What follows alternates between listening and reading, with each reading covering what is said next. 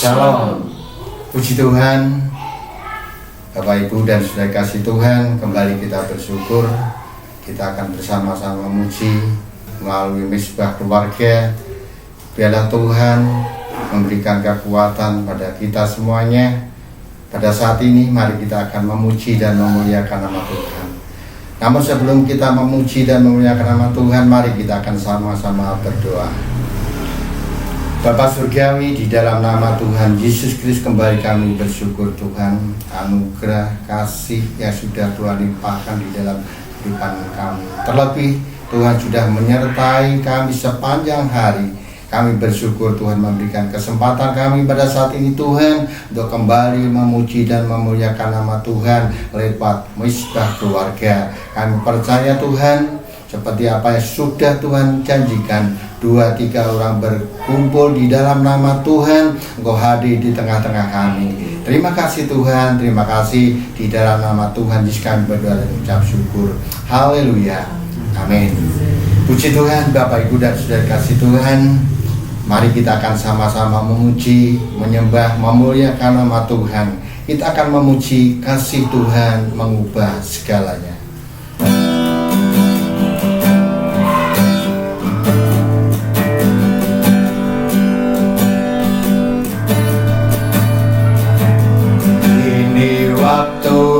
Yang Tuhan janjikan, anugerahnya dicurahkan, Roh Kudus hidup dalamku,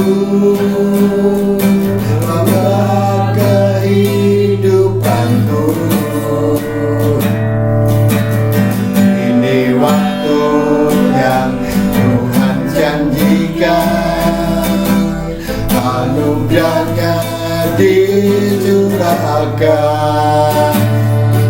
Roh Kudus hidup dalamku, jadikan hidup ini indah. Kasih Tuhan memulihkan,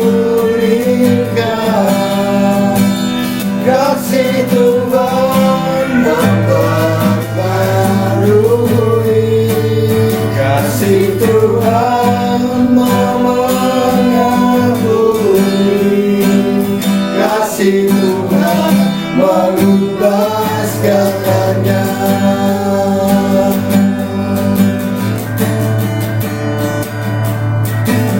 Ini waktu yang Tuhan janjikan, anugerahnya dicurahkan, Roh Kudus hidup dalamku, mengubah kehidupanku.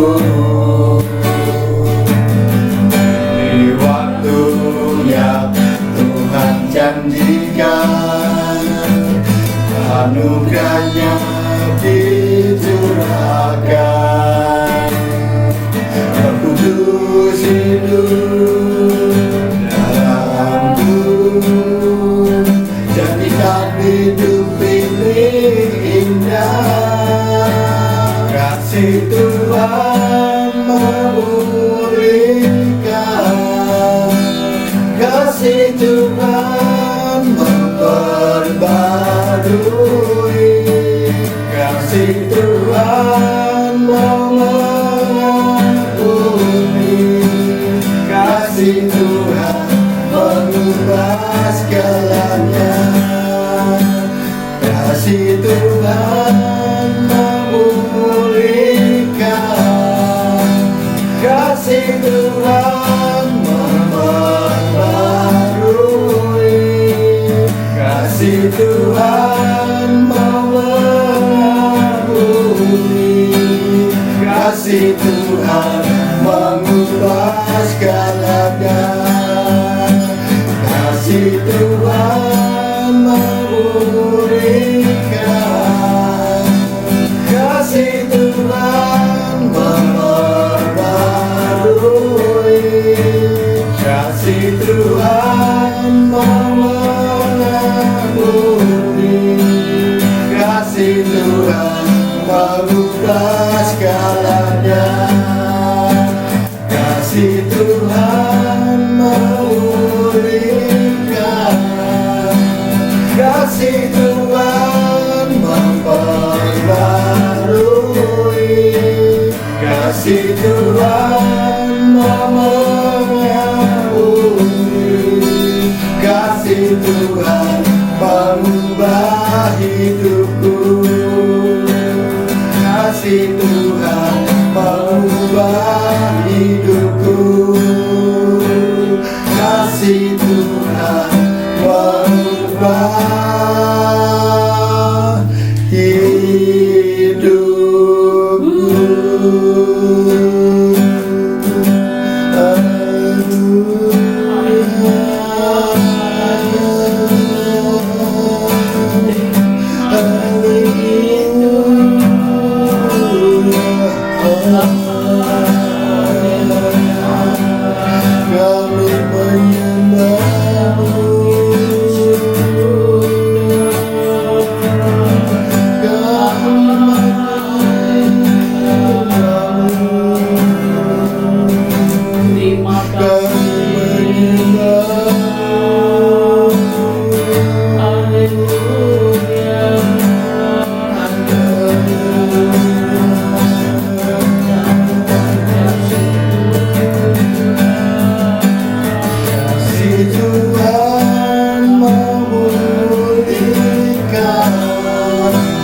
Kasih Tuhan memperbarui,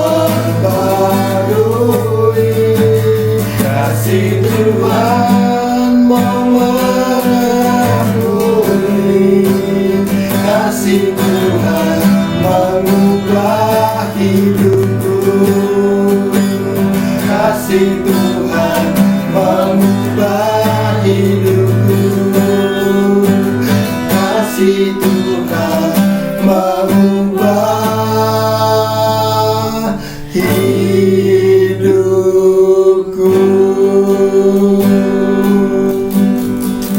Bapalah kami yang berada dalam kerajaan surga, kami boleh mengucap syukur dan terima kasih Tuhan buat kasih yang sudah Kau berikan di dalam kehidupan kami. Terima kasih Tuhan. Tuhan, kami percaya puji-pujian penyembahan yang baru saja kami persembahkan di hadirat Engkau Tuhan boleh menyenangkan hati Engkau. Amin. Terima kasih Yesus, terima kasih Tuhan Yesus. Jika sebentar kami akan mendengarkan akan firman-Mu Tuhan, urapi hati kami, sucikan hati kami Tuhan. Kami percaya Tuhan firman-Mu boleh tinggal tetap di dalam kehidupan kami, mengubah kehidupan kami dengan pimpinan kuasa Roh Kudus-Mu Tuhan. Kami percaya firman-Mu boleh kami lakukan Tuhan, seturut dengan kehendak Engkau Tuhan. Terima kasih Tuhan, terima kasih, terima kasih. Kami sambut firman-Mu hanya di dalam nama Tuhan Yesus Kristus. Haleluya. Amin.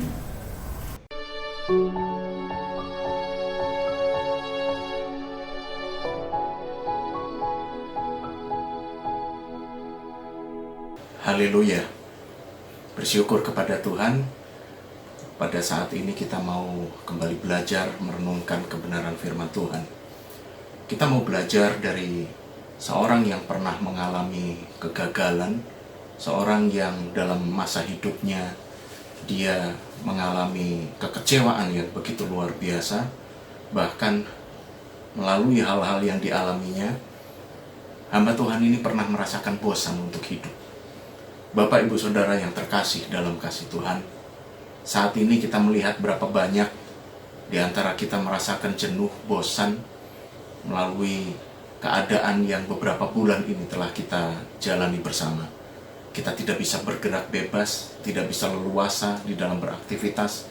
Ada batasan-batasan yang membuat setiap kegiatan kita rasanya tidak bisa sempurna kita mengerjakannya. Bahkan untuk beribadah kepada Tuhan pun kita harus mendapati bahwa ternyata kita dibatasi oleh waktu, kita dibatasi oleh tempat, kita tidak bisa sebebas manakala.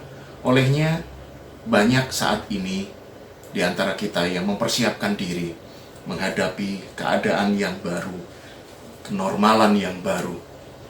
Tapi kita mau belajar pada saat ini dari seorang yang bernama Ayub. Terambil dari buku Ayub pasal yang ke-10 ayat yang pertama. Bapak, Ibu, Saudara, kalau kita baca di dalam buku Ayub pasal yang pertama, kriteria Ayub begitu luar biasa. Tuhan sendiri yang mengatakan, Ayub adalah orang yang jujur, saleh, takut akan Tuhan, dan dia menjauhi kejahatan. Artinya sempurna. Tetapi ternyata kita mendapati bahwa Ayub pun mendapatkan ujian dari Tuhan. Bahkan terucap kalimat di dalam pasal 10 ayat yang pertama. Dikatakan demikian, Ayub pasal 10 ayat yang pertama. Aku telah bosan hidup, aku hendak melampiaskan keluhanku, aku hendak berbicara dalam kepahitan jiwaku. Bosan hidup. Saudara, hati-hati dengan kebosanan. Karena kebosanan adalah musuh dari kebahagiaan. Orang yang sudah bosan tidak bisa merasakan bahagia. Orang yang sudah bosan hilang sukacitanya. Bayangkan, ketika kita sudah bosan untuk hidup, lalu apa tujuan hidup ini? Pasti tidak ada. Kita akan mengerjakan sebisa mungkin tanpa tujuan tertentu. Kita melakukan hidup kita hanya sebagai batas sesuatu yang memang harus dikerjakan saja, tanpa kita melihat sesuatu yang besar akan terjadi di dalamnya. Kebosanan yang dialami oleh Ayub bisa menimpa siapa saja. Kebosanan terjadi manakala masalah terjadi berulang-ulang. Bayangkan, Ayub orang yang saleh, jujur, takut akan Tuhan, menjauhi kejahatan. Dalam hari yang sama, dia harus kehilangan ternaknya, ladangnya, rumah harta bendanya, bahkan anak-anaknya pun hilang dalam satu hari. Kehilangan yang luar biasa, kehilangan yang berat. Bahkan kepercayaannya dia pun mulai diuji, imannya mulai diuji. Ketika teman-teman meninggalkan dia, bahkan istrinya pun mengatakan untuk Ayub meninggalkan Tuhan yang dia percayai. Tidak ada semangat lagi, bosan untuk hidup. Bapak, Ibu, Saudara, apakah kita pun mengalami hal yang sama dalam beberapa bulan ini? Kita sudah merasakan kebosanan menghadapi masalah yang tidak kunjung selesai. Kita mulai bosan ketika rasanya hidup tidak bisa seperti yang pernah kita alami. Semakin hari sepertinya terlihat menurun. Semakin hari ke depan kita belum tentu bisa melihat hal yang baik. Perhatikan bahwa orang bisa bosan ketika pertolongan tidak kunjung datang. Kita meminta kepada Tuhan, tetapi ternyata kelihatannya keadaan juga tidak kunjung membaik, bukan? Jangan pernah salahkan Tuhan. Andalkan Tuhan dalam setiap laku, karena Dia adalah Allah yang dapat dipercaya. Ayub pernah merasa bosan, dan kebosanan yang menyerang itu memberikan tekanan hidup yang berkepanjangan. Tapi kita mau belajar, kenapa hal ini Tuhan izinkan terjadi. Kebosanan datang ketika kita menunggu tanpa jawaban dan kepastian. Tapi perhatikan, apapun yang terjadi jangan pernah bosan menjalani hidup ini. Sebab Tuhan mampu merubah keadaan yang sedang kita alami. Percayalah, sebagaimana Tuhan mampu menerbitkan matahari setiap pagi, Tuhan juga mampu menerbitkan harapan kehidupan kita yang mungkin sempat padam dalam beberapa waktu ini. Kita kecewa, kita takut, kita khawatir. Tapi percayalah bahwa berusahalah kembali, mulailah bersama dengan Tuhan. Ayub pernah bosan. Bahkan di ayat yang kedua, pernyataan yang cukup mengejutkan untuk seorang yang jujur, orang yang saleh, orang yang takut akan Tuhan, orang yang menjauhi kejahatan. Dia mengatakan di ayat yang kedua, aku akan berkata kepada Allah, jangan mempersalahkan aku. Beritahukanlah aku, mengapa engkau berperkara dengan aku. Sekali lagi saya bacakan di ayat yang kedua. Aku akan berkata kepada Allah, jangan mempersalahkan aku. Beritahukanlah aku, mengapa engkau berperkara dengan aku.